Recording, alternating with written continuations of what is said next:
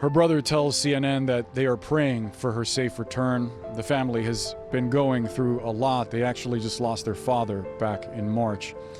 Stay with CNN. Our breaking news coverage continues in just a moment.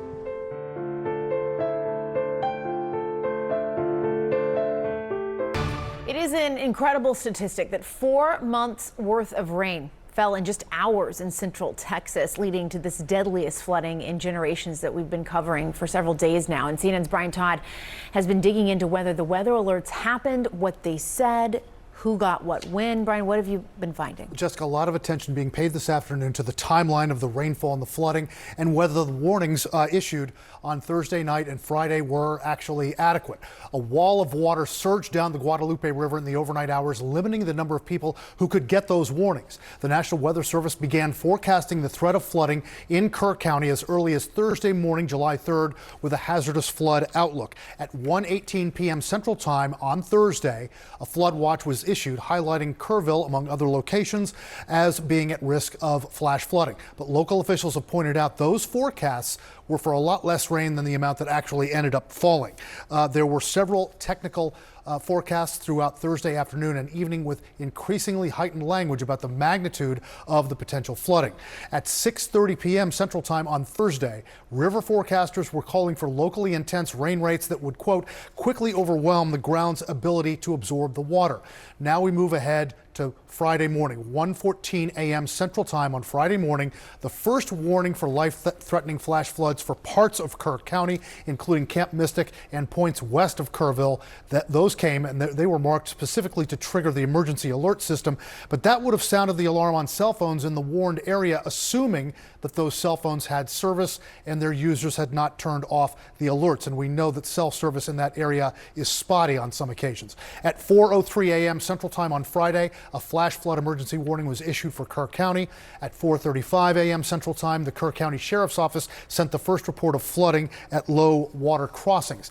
Here was the crucial moment in time here. At 5 o'clock a.m. Central Time on Friday, the Guadalupe River burst from its banks, sweeping homes, cars, cabins, and people downstream. At 5:34 a.m. Central Time, a flash flood emergency warning was issued for Kerrville. Senator Ted Cruz, a Republican from Texas, he spoke at a news conference a short time ago, and he talked about the timeline of these warnings. We know the National Weather Service put out an emergency warning just after 1 a.m. and a second emergency warning just after 4 a.m. Now, obviously, most people at 1 a.m. and 4 a.m. are asleep. And so I think we will have a reasonable conversation about, A, are there any ways to have earlier detection? And some of that, the limits of a flash flood, they're very difficult because they can arise so quickly. But everyone would agree in hindsight, if we could go back and do it again, we would evacuate particularly those in the most vulnerable areas. And as Jessica mentioned earlier, 4 months of rainfall fell on that area in just a matter of hours. It took about 90 minutes for a flood wave that measured about 20 feet to move down the Guadalupe River overnight Thursday into Friday. This was the river's second highest crest on record, Jessica. It was horrific in just a matter of hours. Yeah, when you go through the numbers, it really kind of paints that picture to go with all of these horrible images that we've seen as well. There's also some vacancies at the National Weather Service that you've been digging into. What did you learn about those? A lot of questions about those vacancies and what they really meant in reality here. According to CNN's reporting, this is by our colleagues Andrew Friedman, Emma Tucker, and Mary Gilbert. There are 2 offices of the National Weather Service in Texas that are closely involved in forecasting and warning about flooding on the Guadalupe River. Those are the Austin-San Antonio office of the National Weather Service and that agency's office in San Angelo, Texas. Now, they are missing some key staff members, but they did still issue several watches and warnings about the flood danger that we just went over in that timeline. Now, Tom Fahey, he is the legislative director for the National Weather Service's Employees Union. He told CNN that while he believes the offices had, quote, adequate staffing and resources, the Austin-San Antonio office is missing a person who they call a warning coordination meteorologist, a role that serves as a crucial direct link between forecasters and emergency managers. We can also tell you that this morning, Homeland Security Secretary Kristi Noem said she is not aware of any breakdown in emergency warning systems that could have contributed to the high death toll. But Kerrville City Manager Dalton Rice, he is saying now that officials are committed to doing a, quote, full review of events and the systems in place. After so many questions have been raised about all this, Jessica, this is going to have to be a forensic review here of the warnings that went out. Were they adequate? That one person, that one liaison that's missing from that one office, could that person have been the person to get these warnings to these people, or were they in such a remote area with no cell service that they couldn't have gotten them anyway? Questions that have to be answered. And it sounds like that will be looked into as Yes. time goes by. Brian Todd, thank you so much. Boris?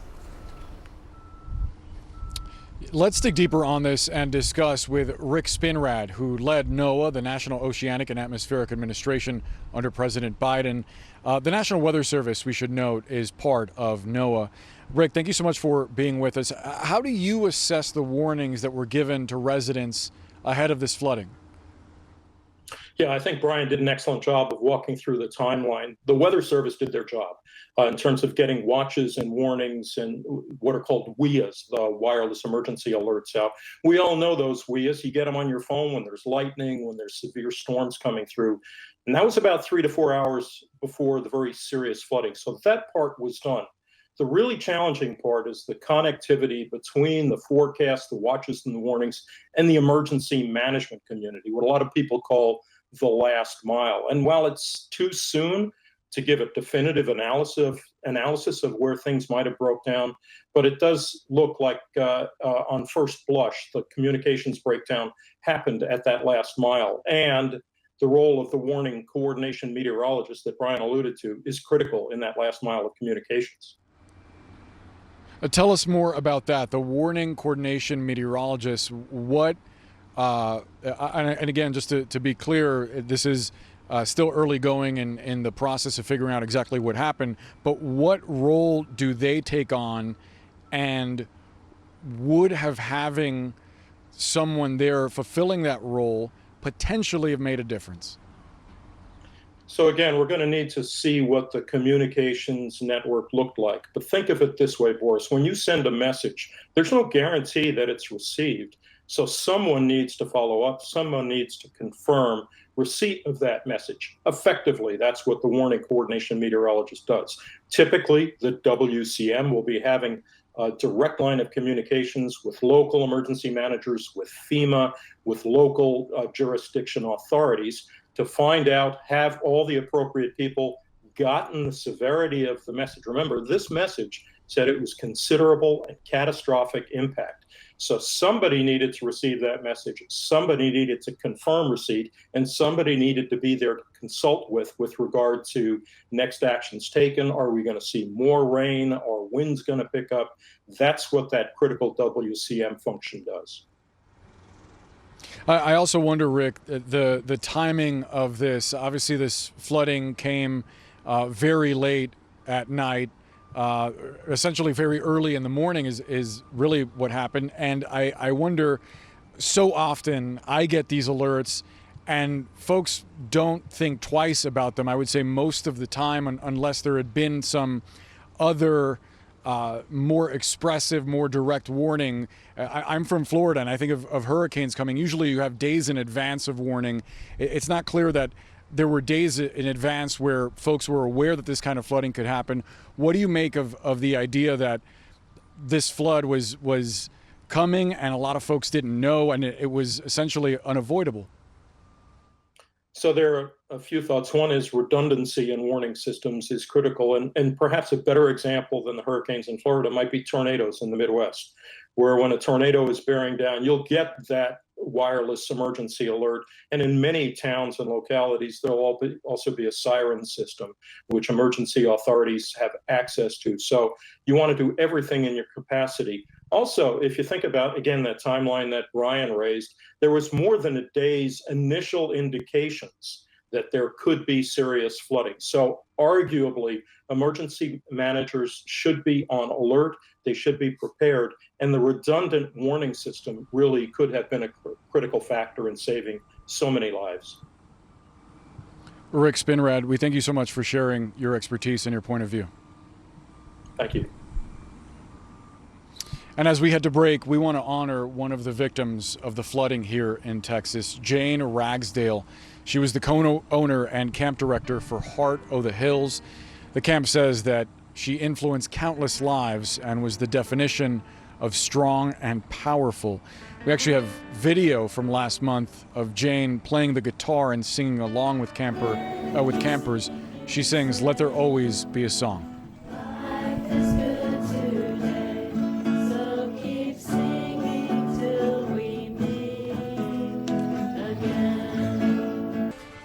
Thank you so much for joining us this afternoon. I'm Boris Sanchez, coming to you live from Kerrville, Texas, alongside my colleague Jessica Dean in the nation's capital. Here in Texas, officials now say that at least 90 people have been killed from the devastating floods in the central part of the state. First responders and volunteers continue to battle difficult conditions as they continue to search for the dozens of people who remain missing. The White House announcing earlier today that it is planning for President Donald Trump to visit the region on Friday.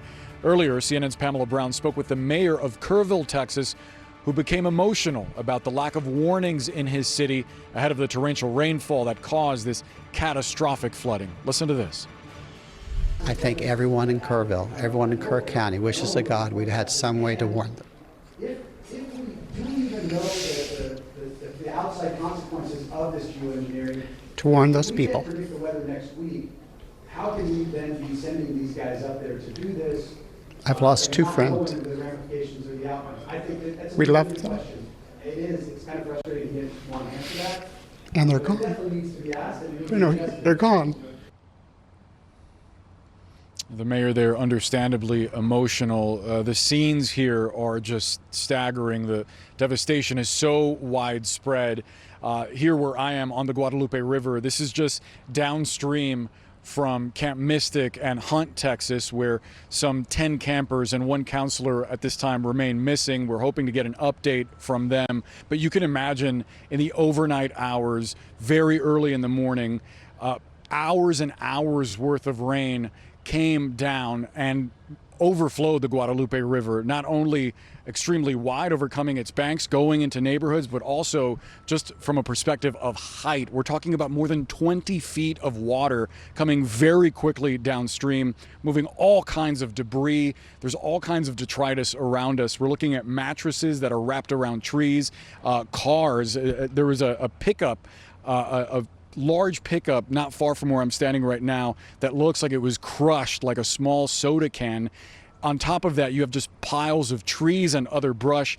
That actually slammed into the bridge that's behind us right now, where crews have been working at an urgent pace to try to clear that bridge to get it open.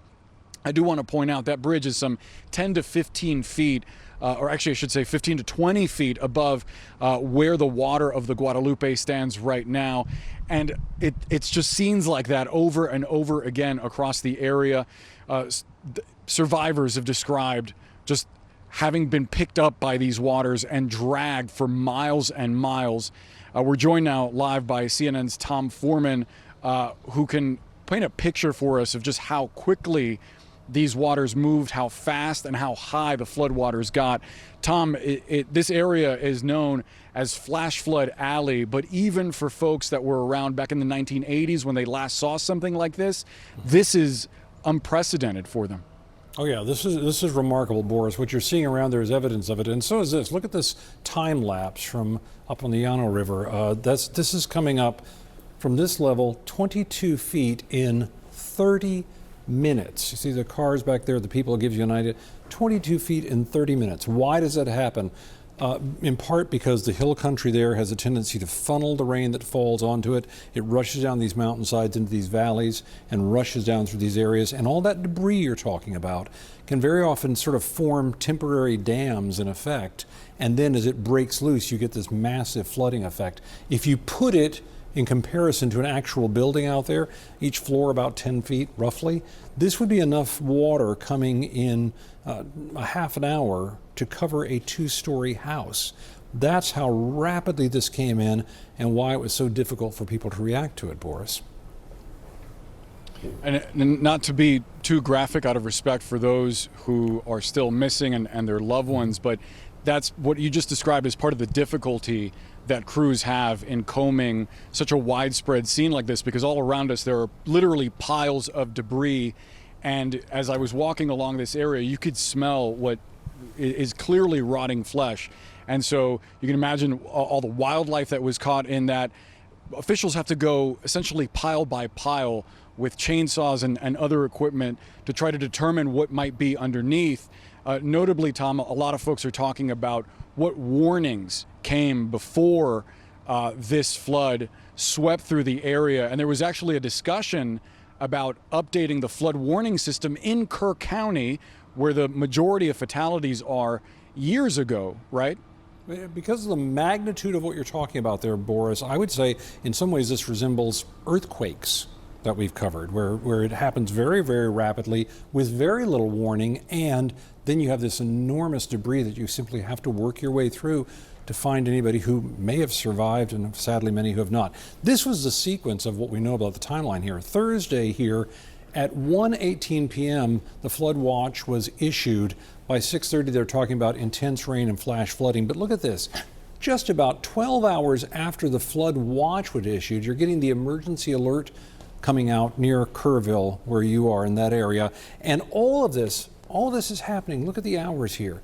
This is the morning of 4th of July. All of it's happening really well before sunrise there. So that's one of the problems too. Even what warnings they had, people were asleep. And yeah, they had talked about this back in 2016, 9 years ago. The county commission in Kerr County had looked at this, and they said, we're looking at the flood warning system to see what we might do, if anything, to enhance and improve it. We're not saying we need to. They're just going to check it out. But a month later, when they talked about it, having looked at it some, they said, our system is quite simply pretty antiquated.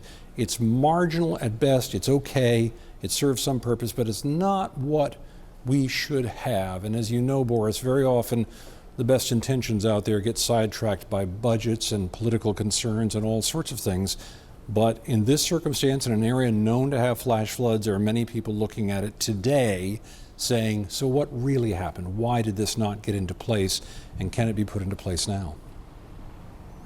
Yeah, and sadly, too often it takes a catastrophe like this one to expedite those kinds of changes. Tom Foreman, thank you so much for giving us that perspective. I want to discuss all of what we're watching unfold in Central Texas with Louis Amestoy. He's the editor and publisher for the Kerr County Lead. Louis, thank you so much for being with us. When we spoke yesterday, we had been talking about the hope that folks that may have gone missing might still be out there alive. I wonder what you're hearing from community members now, more than 72 hours removed of when these floods hit, about a sense of hope as these search and rescue operations continue. We just posted a video on our Facebook page of a man who's looking for his parents and still holding out hope that they're going to make it. They were at the HTR camp that's right there on the Guadalupe River next to the Blue Oak kind of trailer park there. And, you know, I think Camp Mystic today acknowledged that the chances of those children and some of these others being rescued are very slim at best. And, you know, we got caught up in this yesterday too. And we talked about this a little bit, that, you know, we were all holding out hope that there was going to be some miracle story. And at this point now, I've almost got to be like the cynical person that says that's not possible. That's not going to happen, unfortunately. And I think now I think a lot of people are probably in that mode now, that we are going to be looking for people for many, many weeks, probably.